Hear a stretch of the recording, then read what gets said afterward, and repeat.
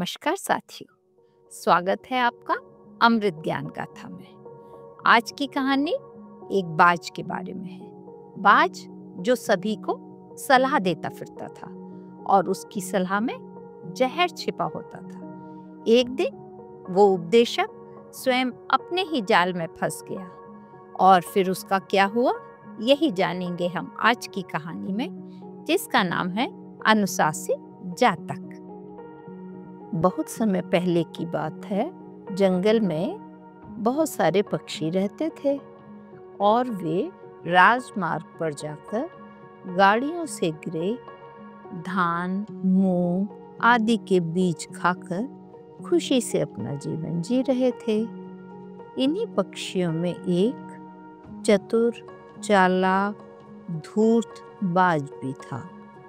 उसके मन में ये विचार आया कि क्यों न कुछ ऐसा उपाय करूं कि अन्य पक्षी यहाँ राजमार्ग पर खाने ना आए और सारा भोजन जो गाड़ियों से गिर जाता है उसको अकेला मैं ही खाऊं।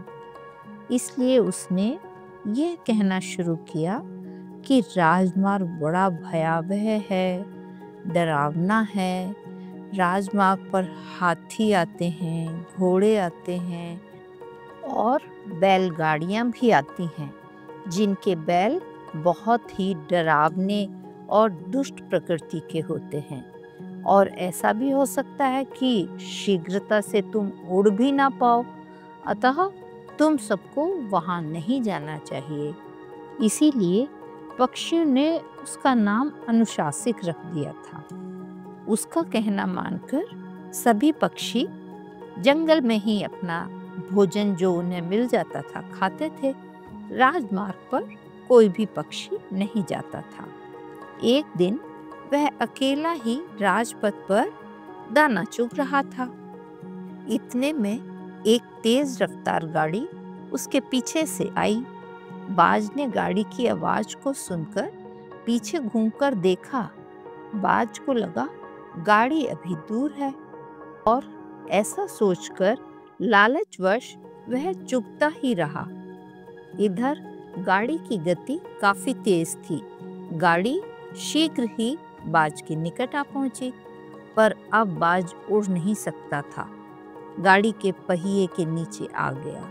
उसके शरीर के दो टुकड़े हो गए। इस प्रकार झूठ बोलने वाला, लालच करने वाला, खुदगर्ज बाज अपने ही जाल में फंस गया।